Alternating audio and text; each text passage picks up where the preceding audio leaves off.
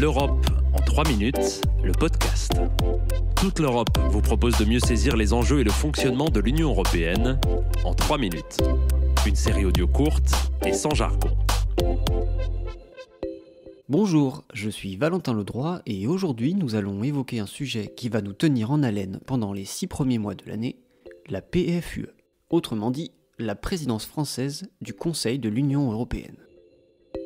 Depuis le 1er janvier 2022, la France préside pour la 13e fois de son histoire le Conseil de l'Union européenne. Le Conseil des ministres, ou tout simplement Conseil, est l'une des principales institutions européennes. Il réunit les ministres des États membres par domaine de compétences. Avec le Parlement européen, le Conseil vote les textes législatifs proposés par la Commission européenne lors de ses réunions à Bruxelles ou à Luxembourg. Surtout, il ne doit pas être confondu avec le Conseil européen, qui rassemble lui les chefs d'État et de gouvernement des États membres. Jusqu'au 30 juin 2022, la France a plusieurs missions. La première, c'est d'organiser et de présider les réunions du Conseil de l'UE.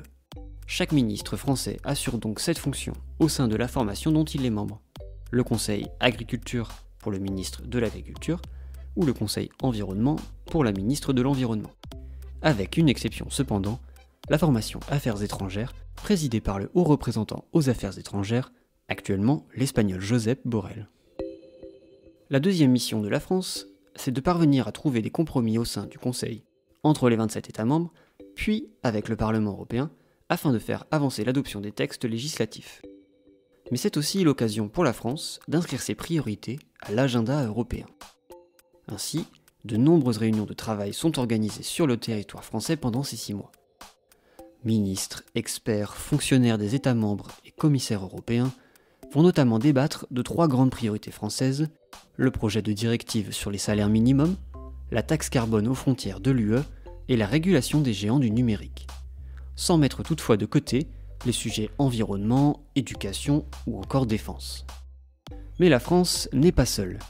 En effet, si chaque pays assure cette fonction de présidence à tour de rôle pendant 6 mois, il travaille également en trio pour fixer les objectifs à plus long terme. La France travaillera donc pendant 18 mois avec la République tchèque et la Suède qui lui succéderont à la tête du Conseil.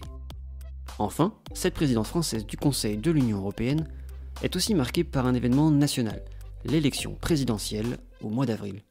Il faut donc envisager qu'un autre président poursuive les travaux et en assure la conclusion en juin 2022. Dans tous les cas, cette présidence du Conseil de l'Union européenne constitue un événement important pour la France, en raison des textes législatifs qu'elle voudrait faire aboutir, et puis parce qu'elle devra attendre 13 ans et demi avant sa prochaine présidence, prévue en 2035.